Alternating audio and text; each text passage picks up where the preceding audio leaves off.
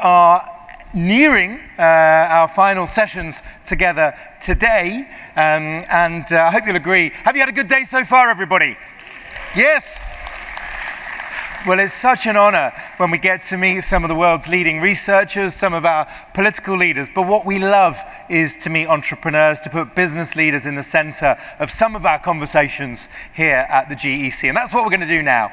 We're going to meet some of the people really behind the boom, not just building growth, but also building impact, building legacy, building really enduring organizations. So let me tell you, we're going to meet Scott Dorsey, the managing partner of High Alpha. We're going to meet Justin Christian, the founder and CEO of BC Forward. And we're going to meet Martha Hoover, the founder and former president of Won't Stop Hospitality. We're particularly chuffed to have secured as our moderator none other than the Secretary of Commerce here in the state of Indiana. Please welcome out all the guests, led by David Abrahams. Forgive me, led by David Adams. Thank you. Thank you, David. Thank you. Welcome everybody very much. Hello, Martha. Thank you.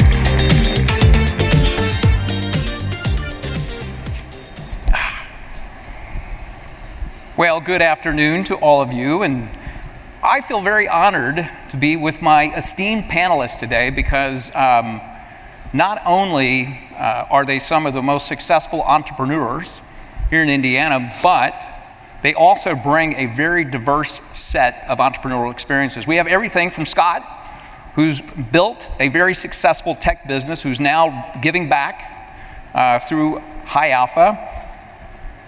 And I can't say enough about Martha, because when we think about Main Street, Indiana, and creating a business that, hey, by the way, if you haven't been to a Cafe Pas de Choux, there's one right on Washington Street here, you gotta go. I mean, this food is just absolutely incredible. Thank you. Thank you. Oh my God. And then Justin has built a very successful services business, both focused on IT, but I love this whole workforce fulfillment. I mean, I think that's really, if you think about some of the issues of our day in terms of workforce, I think it's really important. So thank you all so much for being here. So let's just jump right in. So if we think about how you started your businesses and where it all started, I'd love to get your perspective in terms of what was that idea, what was your passion, and how did you think you'd get there? And along the way, what I think would be great for the audience is, a lot of times entrepreneurs think this is a very straight line path. It's not always that way. So talk a little bit about the pivot. So with that, Justin, you want to start us off? Sure, happy to, and thank you for having me here today. Exciting to have such an awesome conference here in Indianapolis as well. My journey, I needed a job. I was doing something at an amazing company, and there was a need to kind of maybe start something new. And I had an idea, and didn't go down the path of raising any money, right? So I bootstrapped my company. At the time, I didn't have a lot of money, so bootstrapped with a very small amount of money. And I knew there was an opportunity to provide a service to a set of customers, and I felt like I could do that in a manner that my competitors weren't, right? So I attacked it, and look, I got more things wrong than I got right, but through that we continued to learn, and we continued to innovate, and a day becomes a week becomes a month becomes a year, and all of a sudden you say, hey, I have a business, right? And maybe this thing can be sustainable, and you start hiring people, you deal with all the challenges, pitfalls, ups and downs associated with that. And at the time I started the company, I was 24 years old, right? So I didn't have a lot of management experience. So you put all that together, and all of a sudden you look up and you have a decent sized organization that has real complexity. You have politics, right? And it's been an exciting journey. 25 years later, 4,500 employees, offices all over the world, customers that are some of the brand names that drive the economy. And I have to pinch myself. Great employees, great partnerships, and I couldn't have done it without great networks and the support of such a good ecosystem for business like we have here in Indiana. I truly believe that's the secret sauce. There's not a person I feel like I can't get to in Indiana for support, for advice, and I think that has been just amazing. Martha, love to hear your thoughts. So for those of you who don't know me, I am in the hospitality space. I started my first restaurant in 1989, looking out on the audience. Some of you were not even born then. I always say it was before food was invented. I started my first restaurant having never worked in a restaurant and not knowing that I was pregnant with my third child. So what should have been a remarkable recipe for disaster turned out to be kind of, to use your phrase, the secret sauce of my success. I grew the restaurant group slowly and strategically, sometimes stupidly, made some mistakes, absolutely. I grew it over a 36+ year span, and at restaurant number 16, I decided to exit and do some other things, but the restaurant group that I founded is still in Indianapolis and is expanding regionally. I'm gonna echo what you said. Taking root in 1989 in Indianapolis, Indiana, was because I lived in Indianapolis, Indiana, but if I zoom backwards and try to figure out what some of that ingredient for the secret sauce was, one of the primary ingredients, if not the main ingredient, is that I did it in Indianapolis, Indiana. The barriers to entry were low. The enthusiasm of the community was high, which has translated to remarkable support for my business over, as I said, a 37-year period. Awesome, thank you. And Scott? Yeah. Hi everyone, honored to be here, David. Thank you for having me on the panel, and huge admiration for Justin and Martha. It's a real honor for me to be here today. We started High Alpha 10 years ago, just celebrated our 10-year anniversary, and we were really one of the first to build this idea called a venture studio, which was a combination of a startup studio that starts new companies from scratch and a venture capital firm to fund those companies. Today, there are hundreds and thousands of venture studios all over the world. We're proud that we were one of the first, kind of pioneering the space with an orientation around enterprise SaaS companies, which really leveraged our background building a company called ExactTarget that we were fortunate to take public and ultimately to sell to Salesforce. But our North Star was really to build a dream platform for entrepreneurs, to build a company that starts companies. And we believed it really requires a mix of capital, talent, and mentorship. And we built a company that really had in mind building advantage startups. And we've started over 45 companies over the last 10 years with super talented founders and many, many different dimensions of enterprise SaaS, where we're able to insert capital and talent and really hopefully give these founders a better than average opportunity to be successful and to go fast. In the world of tech startups, speed is everything, so we've really engineered for speed. The name High Alpha is kind of fun. It has a dual meaning. High Alpha is an investment that produces better than the benchmark, but it's also an aeronautical term for angle of attack or an airplane getting a lift. And that's really the concept that we've been working hard behind for the last decade. Thanks, Scott. Well, you know, we've got a new governor here in Indiana, took office in January, and he's an entrepreneur and started a very successful business about 2 hours away from here. But a major focus of his administration is entrepreneurship, both in terms of traditional, whether it's tech and venture capital, but also Main Street, entrepreneurship. We've got approximately 570,000 small to mid-sized businesses here. Wow. And how do you really inspire those minds around those things? And one of the things that we recognize, it's not a journey of one, but there are lots of resources that have to come together. Whether it's mentors, whether it's capital, whether it's community organizations, state organizations. I'd love to hear from you, and maybe Martha, you could start us off. We'd just love to understand what are some of the resources that you were able to leverage as you've grown your business And where do you see some of the gaps at that time, and maybe how the state has filled some of those gaps, or resources here? And where do you see that we still may have gaps that we need to work on? I mean, there are always gaps. Every system has a gap. Unfortunately, there is no utopia out there. The restaurant business is unique. I really am on this panel as the small E. These are all big E people, E being entrepreneurship.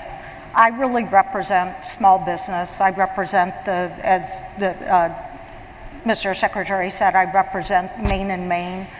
I represent an industry that is remarkably fractured. There are over 700,000 restaurants in the United States. 9 out of 10 restaurants are considered to be small businesses, defined by the Small Business Administration as making less than $5 million a year. Most of them have less than 10 employees. 7 out of 10 restaurants are owned by individuals. So the idea that the Sweet Greens or the Shake Shack or the Sam Fox restaurants, whatever, those are the outliers, although that's what everyone thinks the restaurant business leads to. I have a kind of a conflicting thing going on in my head, and I know this isn't the answer. You know, I used to be a sex crimes prosecutor, and I always said the real clue to winning a case, a criminal justice case, is to answer the question not asked. So if you don't mind, I'm going to answer a different question.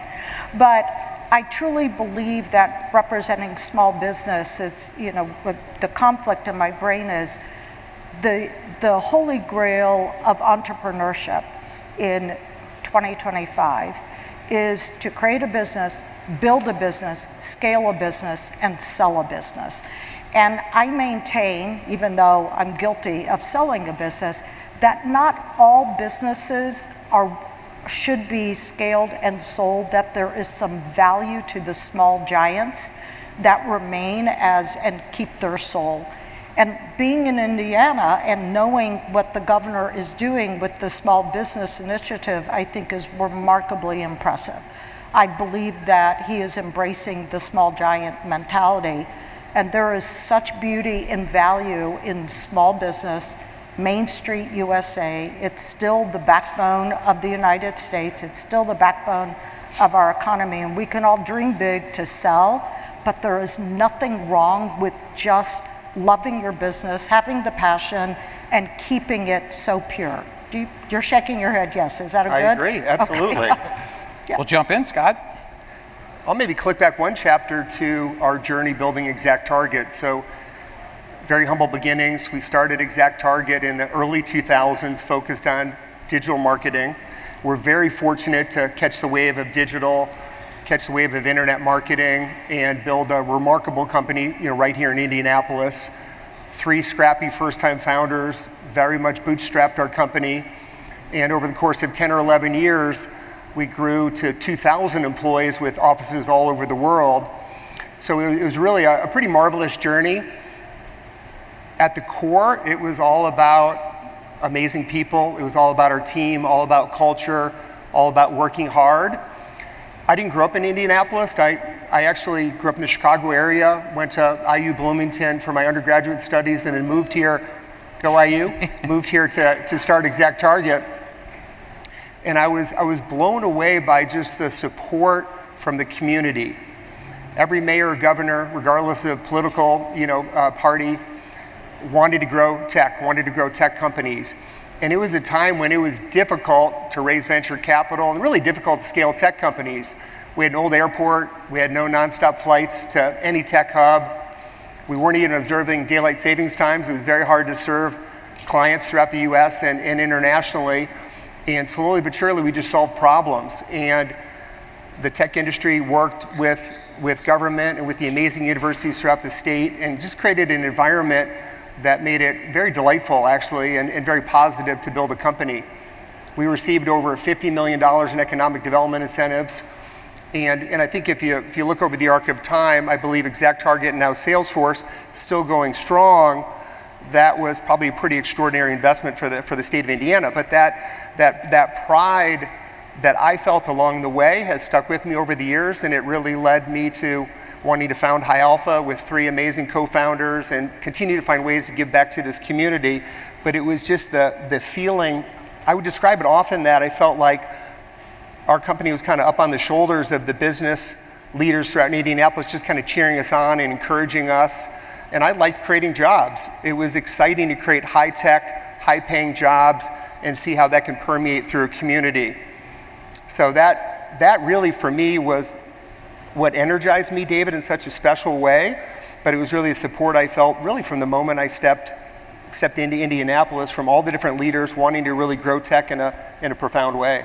That's so awesome to hear about the collaboration, the support, because I mean, I think, starting anything new requires individuals, mentors, whatever it may be. I mean, Justin, I'd love to hear from you. I mean, what are your thoughts in terms of, as you were building this thing and starting off with, bootstrapping this on your own? I mean, who did you turn to? What was the support network? And candidly, as you look forward in terms of where we're at today, Yeah. what's working and where do you see some of the gaps? No, good questions.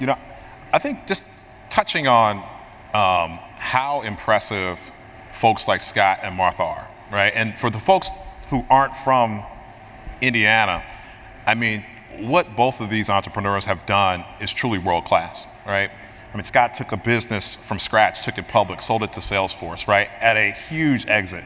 Martha's brands are world-class restaurant brands that everybody in Indianapolis knows well. And for me to be able to consider these folks friends that I can reach out to, I kind of go back to that being that secret sauce, right? So when folks kind of ask me today, hey, Justin, I got an idea, I want to start a business, I always kind of go back to, well, excellence is the standard, right? You got to be good at whatever you're going to do, right? So that's just kind of keys to get in. That other piece is that networking, right? And that ability to be able to reach out to people and just get advice.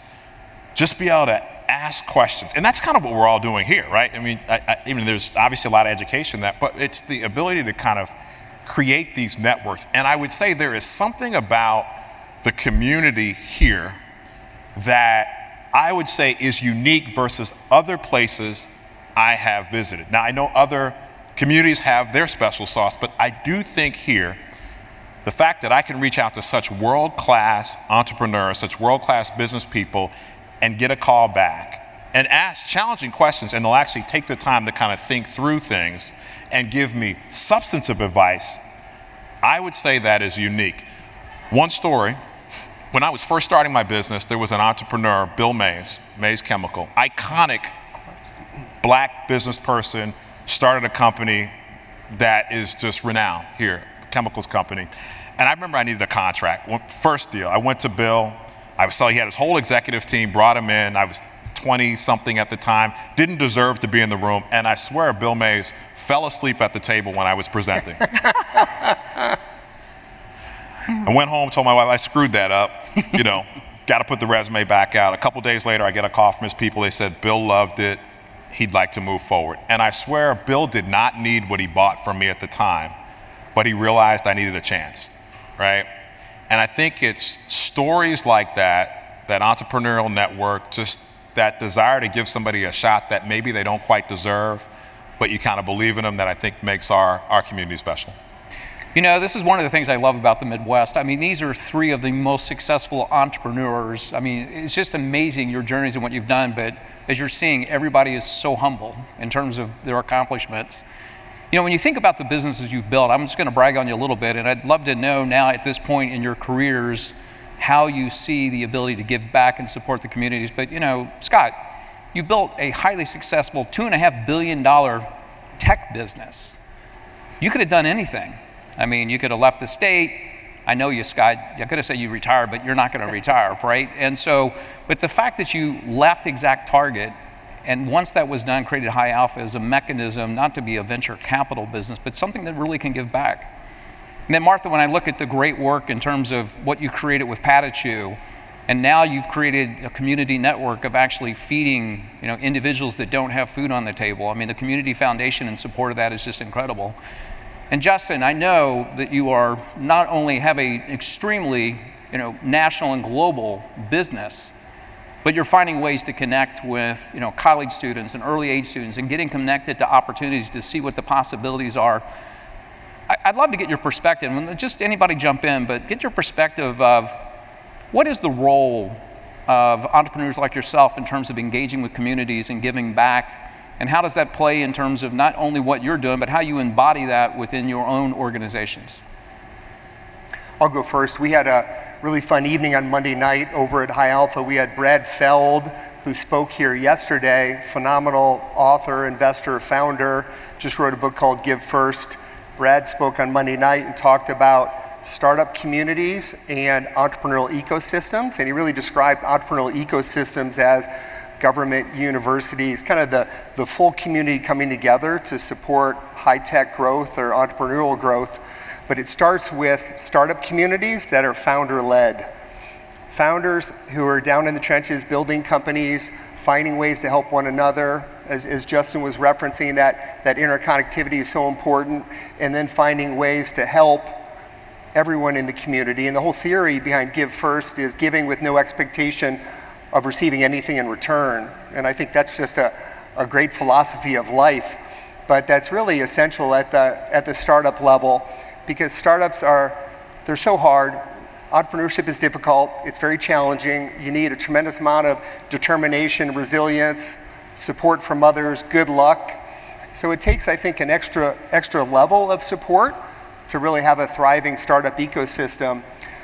But for me, David, and I'm sure for Martha and for Justin as well, I had so many others model amazing behavior to me of what caring for the community, what mentorship was really all about, that they just kind of teach you the way, and then you want to do your best.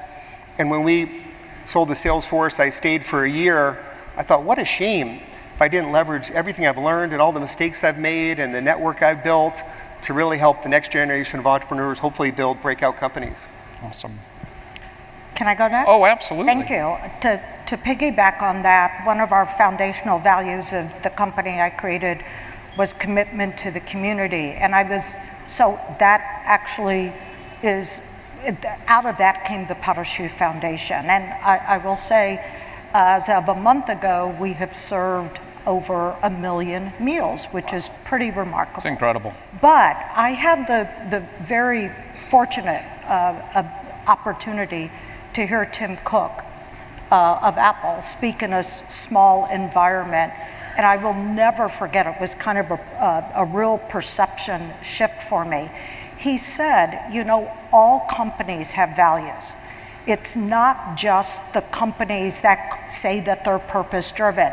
It's not just the companies that give back to the community. It's not just those companies that have value. Even the BP convenience store at the corner of a highway, they have values too. So don't get caught up in the fact that you are morally superior. Get caught up in the fact that your values really represent you. And when you start your own business, this happened at an early stage for me, he said, you have the obligation to imprint your own values onto the business. And that's what I did. Jess, could you talk a little bit about it? I mean, I think you're doing great work in terms of impacting young lives. I think the audience would benefit from hearing more about the great work you're doing. Sure. Well, certainly the community aspect has been important. One of the things I was going to reference just in your previous question was Scott and I both serve on the board of an organization called Central Indiana Community Partnership. And one of the things that organization is really charged with is bringing CEOs and founders of some of the organizations of various sizes all around Central Indiana to come together and solve challenging community problems that our state is dealing with. And it's just been awesome to collaborate with some of the other CEOs on things like that. In terms of giving back to kind of the next generation, we have wonderful universities. We are blessed with wonderful universities here in the state of Indiana, world class, right? Purdue University, IU, Notre Dame, my alma mater, DePaul University, Wabash, some brand names. And those universities are pumping talent out that I would say is second to none. So creating opportunities for those young people to be able to stay in Indiana if they want to is tremendously important. And that's why we need to continue to create a flywheel, make sure we have entrepreneurs that are creating companies that are innovative, that are exciting, that these young people want to come work for, making sure that these young people have access and networks so that they are aware of these opportunities, and then continuing to invest in them. And that goes all the way from K through 12 to universities and so forth and so on. So, we stay highly involved in our alma mater, as I know both Martha and Scott do as well, and that's just something that me and my wife have always been excited about. I think it's awesome. I'd just like to add that, I think one of the things, going back to being a little bit humble here, I think there's an opportunity for all of us to really stand up the wonderful stories that are happening in our communities. There's lots of great things going on, but people don't necessarily see it or know about it. So I know we're getting close on time, so I would like to think about a few things here. So if you think about the key elements that are critically important to an entrepreneurial ecosystem, what words of wisdom or what would you like to impart on the audience here in terms of some takeaways that are critical to building a successful ecosystem? Well, there are so many. And, one of the things I think when you have success, making sure you are reinvesting in that success, right? And so I had an opportunity to meet with Governor Holcomb during the, a year or so back, a couple years ago. And I made mention to Governor Holcomb. I asked him, I said, out of the top 100 black-owned businesses, the top, how many of those do you think exist in the state of Indiana, percentage-wise? And he didn't know. I said 10%. 10% of the largest black-owned businesses in the state, in the country, exist here in the state of Indiana. That's a hidden gem, right? What about our ecosystem creates opportunities for black communities to thrive in that way? How can we reinvest in that, right? Whether it's that or anything else. An ecosystem that is doing well identifies those opportunities and invests in them. I think that's one example. We've done that in other ways. Life sciences, we do that. Our universities, we do that. Healthcare, we do that. Making sure we're constantly canvassing those opportunities and reinvesting in them. I only know my little local community and what I do. And I will tell you, I feel as if I have access to the most remarkable support. And you were talking about talent. I think we have so much untapped talent in Indiana that we should be remarkably proud of it. And you were talking about building an infrastructure so we can keep smart students. I'm on the amenity side of the infrastructure, and I think that the local support, the state support of amenities like restaurants, it sounds like these are minor businesses, but restaurants amalgamated are the second largest private employer in the United States. So it's, even though I'm in the amenity space in hospitality, what we do is we give people, talent, another reason to stay in our community. And I think that's critically important too. People, they want to have a quality of life, and that's something that they can have affordably, safely in Indiana. Awesome. Scott? I would just add, when I think through the tech lens, as kind of referenced earlier, you need capital, talent, mentorship to create a thriving startup community. But the fourth component, to Martha's point, is really place. Today in the tech world, you can work for any company anywhere around the world, and you can also choose to live wherever you want to live around the world. So I feel like cities need to be amazing places for founders and for tech workers and for creatives. And it's really that sense of place in the amenities. And Martha, your extraordinary restaurants that are so creative and special and have a lot of taste and design, that's an ingredient to people wanting to live in a city like Indianapolis. So I think a lot about creating a sense of place where founders, dreamers, designers, creatives want to live. And if you get that right, a lot of innovation is going to be spawned from there.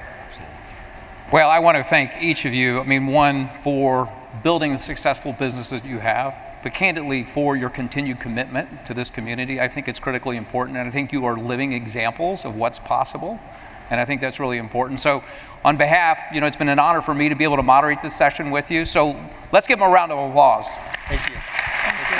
Thank you. Awesome. Go Pacers. I think and go Pacers, that's right. Thanks, everybody.